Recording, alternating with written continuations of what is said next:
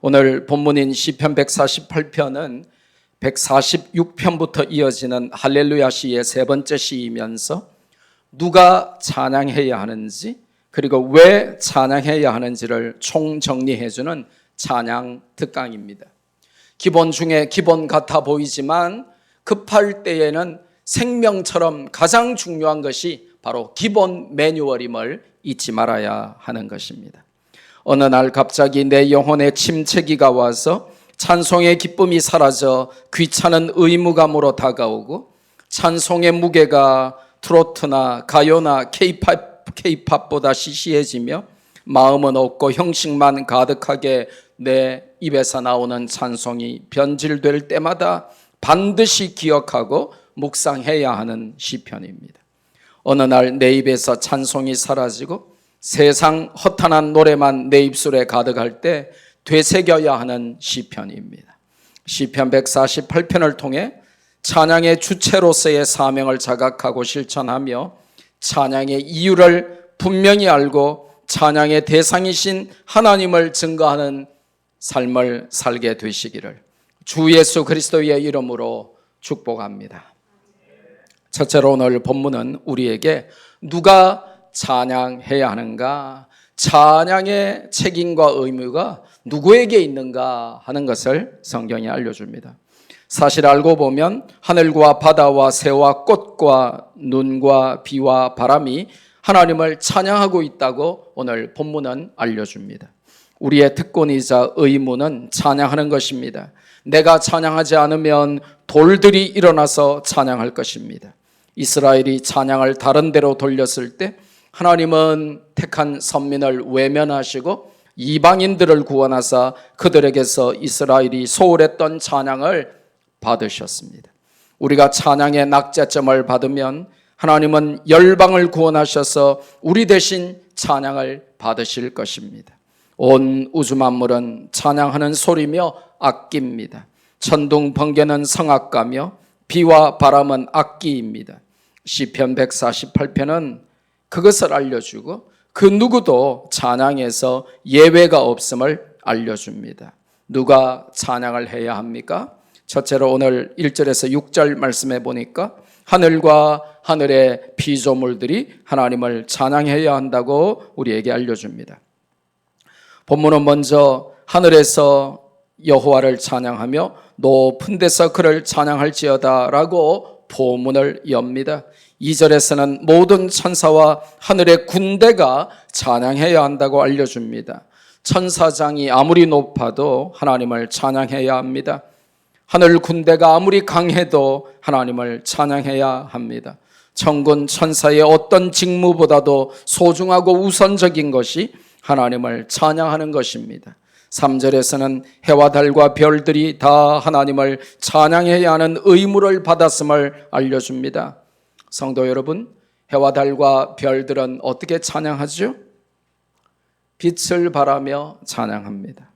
하나님께서 맡겨주신 자리에서 해야 할 일을 하는 것도 찬양입니다. 하나님이 맡겨주신 일, 하나님이 맡겨주신 자리, 그것을 묵묵히 행하는 삶이 찬양하는 삶이죠. 두 번째로 7절에서 10절에 보니까 땅과 땅의 피조물들이 하나님을 찬양해야 합니다. 7절에는 너희 용들과 바다여 땅에서 여호와를 찬양하라고 외칩니다. 여기서 용이라고 한글로 번역된 단어는 뱀을 의미하는 탄닌이라고 하는 히브리어의 복수형입니다. 그래서 킹 제임스 버전에는 용, 드래곤으로 번역을 했고 New International Version에는 큰 바다 생물, Great Sea Creature라고 번역을 했고 New American Standard Bible이나 Revised Standard Version은 바다 괴물들, Sea Monsters 이렇게 번역을 했습니다. 바다는 고대인들에게 두려움이 가득한 미지의 세계였습니다. 그것을 지배하는 무섭고 거대한 괴물이 있을 것이라고 여겼고 그것을 용으로 표현하였는데 그래서 그 용들에게 왕이 있을 것이다 해서 무속신앙에서는 용의 왕 해서 용왕입니다. 사람들은 용왕을 무서워하고 달래려고 섬기지만 그 용왕조차도 하나님을 두려워하며 하나님을 찬양해야 한다고 성경은 알려줍니다.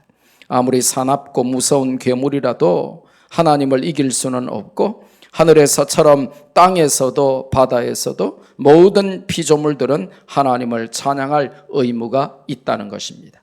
8절에는 불과 우박과 눈과 안개와 광풍이 등장하죠. 그것들도 하나님을 찬양하는 대열에 합류해야 합니다.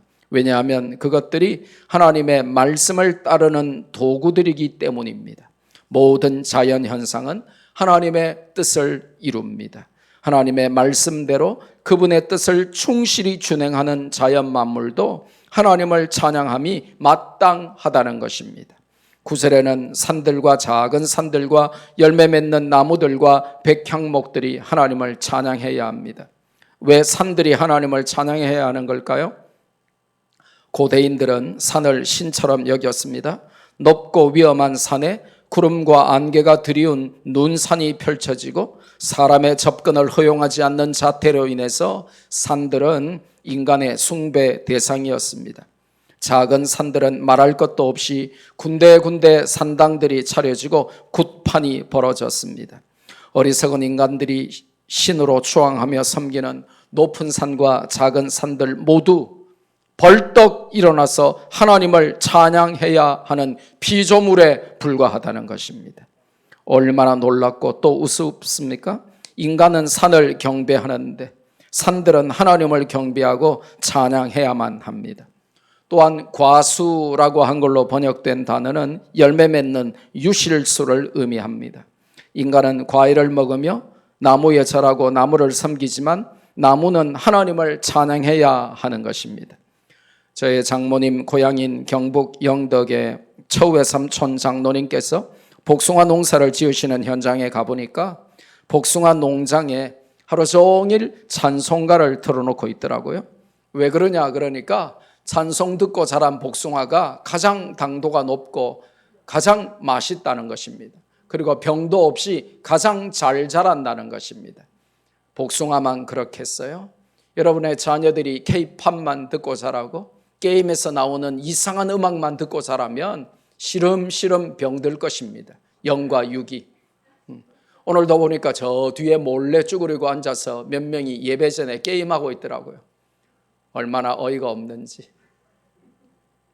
주일날 교회까지 와서 그것도 뒤에 몰래 숨어서 그렇게 게임만 하고 거기서 나오는 음악과 괴성을 좋아하면 영과 육이 시름시름 병들게 됩니다. 복숭아만 찬송을 좋아할까요? 아닙니다. 내 영혼이 찬송을 더욱 좋아하고 갈망하는 것입니다. 이제 아멘도 안 하시네. 백향목이 나무의 대표로 등장하는데요. 이 백향목은 궁전을 지을 때 사용하는 최고급, 최고가 건축 재료입니다. 사람들은 비싸고 희귀한 명품을 찬양하지만 명품들은 오히려 임모와 하나님을 찬양한다는 의미입니다. 혹시 오늘 명품 들고 차고 가지고 오셨으면 그것들을 찬양하지 마시고 그것들이 임모와 하나님을 찬양하는 것을 보고 배우시기를 바랍니다. 우리는 백향목을 찬양하는데 백향목은 하나님을 찬양하고 있습니다. 10절에는 짐승과 가축과 기는 것과 나는 새들도 하나님을 찬양해야 한답니다. 이집트나 인도에 가면 온갖 짐승들을 모두 신으로 숭배하더라고요. 현대인들은 개나 고양이를 가족처럼 아끼고 사랑합니다. 반려견 혹은 반려묘라고 하면서 사람에게 붙여야 할 반려라고 하는 타이틀을 짐승에게 붙여버립니다. 반려자는 영어로 파트너 혹은 컴패니언인데 사람에게만 붙이는 단어입니다. 감히 개, 고양이에게 붙일 수가 없어요. 인생의 동반자, 즉 배우자를 말하는 게 반려자라고 하는 것입니다.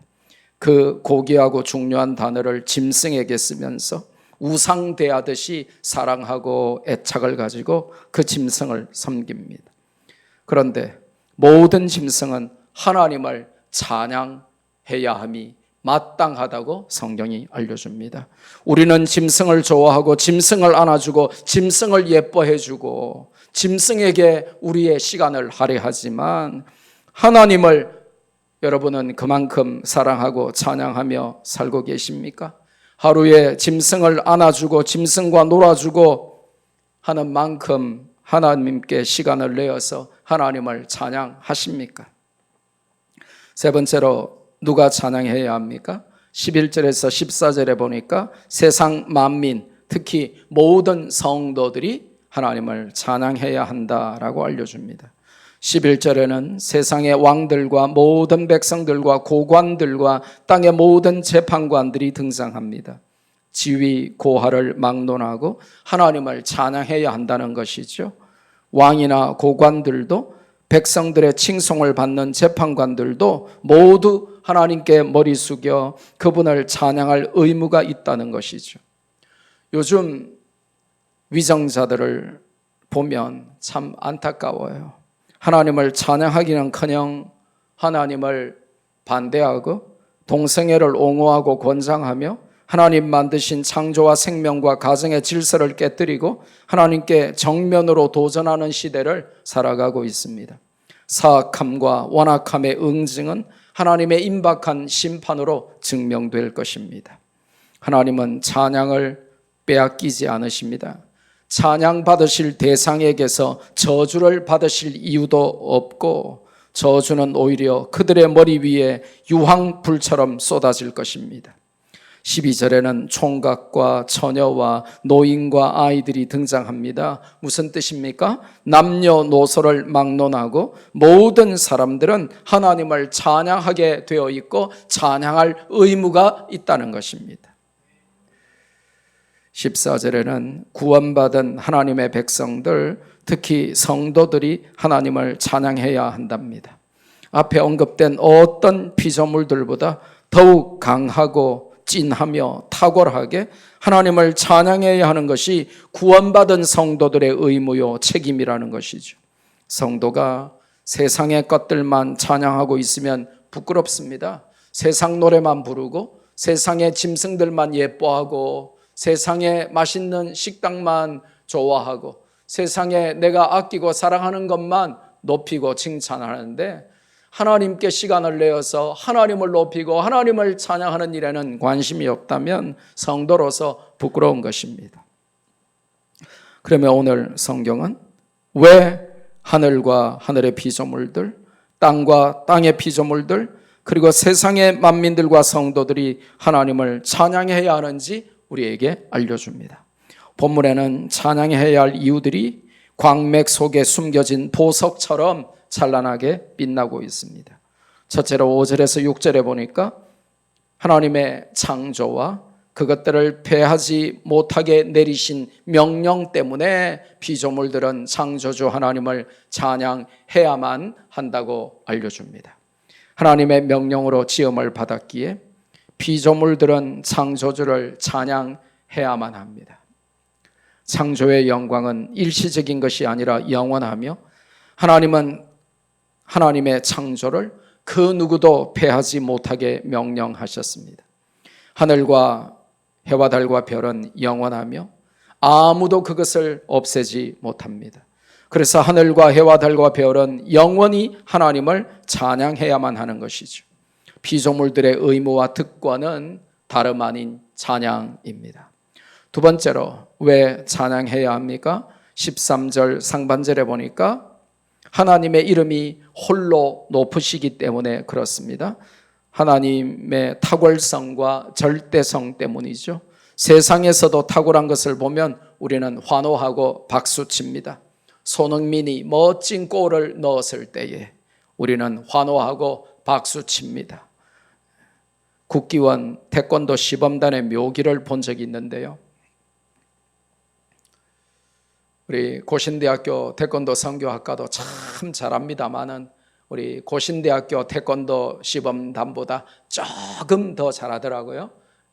그래서 국기원 우리나라 국가대표 시범단의 묘기를 보니까 환호와 박수가 저절로 나옵니다. 조성진이 쇼팽의 작품을 다 외워서 연주하는 것을 봤는데 그의 천재성과 또 혹자는 그 천재성보다 더 뛰어난 노력에 점수를 주더라고요. 그 몇 시간을 혹은 하루 종일 그 쇼팽의 작품을 다 외워서 채점자가 지칠 때까지, 관객이 지칠 때까지 그것들을 연주하는 모습을 보니까요, 감탄하며 박수치게 되더라고요. 우리는 내가 선택하고 구매한 물건이 좀 좋아도 칭찬과 홍보에 열을 올리지 않습니까? 어쩌다가 맛있는 식당 하나만 발견해도 내 돈 들여가면서 친구 사 먹여가면서 그 식당을 대신, 그 메뉴를 대신 자랑해 주지 않습니까? 영적인 세계도 동일한 원리가 작용됩니다.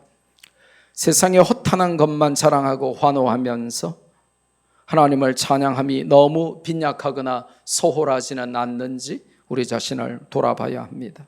세상 좋은 것에만 익숙하고 환호하다가 하나님의 은혜와 사랑에는 무관심하고 당연시 여기지는 않았는지 우리 자신을 점검해야 합니다. 하나님은 온 우주 만물을 창조하셨고 모든 피조물들보다 높으시며 홀로 영광을 받으셔야 하는 탁월하고 절대적인 분이십니다. 그래서 우리는 다른 무엇보다도 하나님을 찬양해야 하는 것입니다. 이렇게 제가 아침에 이렇게 찬양할 때 이렇게 저 뒤쪽으로 가운데로 이렇게 지나갈 때가 있어요.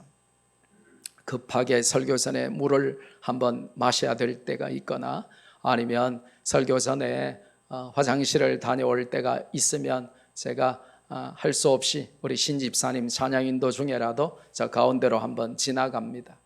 근데 제가 안 보는 듯 해도 말은 하지 않지만 제가 바보가 아닌 이상 보이잖아요. 그럼 생각은 하겠죠. 일일이 가서 여러분에게 저는 말하지는 않습니다. 하지만 생각은 하겠죠. 분명히 인도자가 손 들고 찬양합시다 해도 손 안 들어요. 박수 치며 찬양합시다 그랬는데 한 20%는 절대로 안 칩니다. 내가 치는가 봐라 그러면서 내가 박수를 치면 내가 인간이 아니다. 우리 엄마가 모든 사람이 예스 할 때 노를 할 줄 아는 사람이 되라고 했어. 그러면서 아무리 박수 쳐도 꽂아놓은 보리자루처럼 멍하게 앉아있는 사람들도 있어요. 탁월하신 하나님, 절대적인 하나님 앞에 찬양하는 모습은 아닌 것입니다. 스포츠를 보면서 유명한 연예인의 콘서트를 보면서도 우리는 미치듯이 환호하고 박수치고 춤추고 떠들며 열광하는데 탁월하고 절대적이신 그 하나님 앞에 찬양하면서 꽂아놓은 보리자루와 같이 립싱크만 하고 박수 한번 칠 줄 모르고 손 한번 들 줄 모르고 너무 귀찮아하고 찬송을 시시해하면서 그렇게 살아서는 안 된다는 것입니다. 13절 하반절에 보니까 하나님의 영광이 땅과 하늘 위에 뛰어나시기 때문에 우리는 하나님을 뜨겁게 찬양해야 한다고 알려줍니다. 하나님의 영광은 비교 불가능하며 누구와도 무엇과도 비할 데가 없습니다.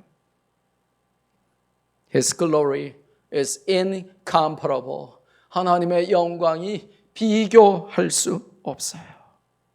어떤 비난이나 비평도 해당 사항이 없으며 오직 하나님의 영광에 합당한 것은 찬양밖에 없다는 것입니다.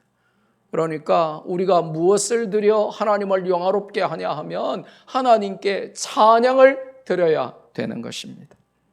14절 상반절에 보니까 하나님이 그의 백성의 뿔을 높이셨다 하는 표현이 나옵니다. 그게 무슨 뜻입니까? 이 뿔이라고 하는 것은 힘과 영광과 승리와 구원을 나타내는 히브리어 단어입니다. 특히 출애굽을 통해 그 백성을 원수와 대적의 손에서 구원해내신 하나님의 역사를 표현하는 것이 뿔을 높이신 것이며 이를 적용하면 죄와 사망의 권세와 마귀의 종노릇에서 그 아들 예수 그리스도의 십자가와 부활 사건을 통하여 우리를 해방시켜 주신 하나님의 구원을 상징하는 것이 뿔을 높여주셨다는 것입니다. 구원에 대한 최고의 감사가 찬양인 것이죠. 14절 하반절에 보니까 하나님은 모든 성도 곧 그를 가까이 하는 백성 이스라엘 자손의 찬양받을 이시로다 라고 기록되어 있습니다. 하나님은 성도의 찬양의 유일한 대상이며 이전 번역인 개역 한글판은 하나님은 우리의 찬양거리로다 라고 기록했었습니다. 특히 14절에는 하나님을 친근히 하고 가까이 하는 백성의 특징이 찬양이라고 강조합니다. 찬양하는지 아닌지를 보면 그 사람이 하나님과 친밀한지 아닌지를 알 수 있다는 것입니다. 우리가 한 사람의 신앙의 깊이를 다 알 수 없고 함부로 판단할 수 없지만 그 사람이 늘 찬송 듣고 늘 찬송 부르며 그렇게 살아가는지 아닌지를 보면 그가 하나님과 가까이 working with God, 하나님과 함께 걸어가는지 아닌지를 알 수 있다는 거예요.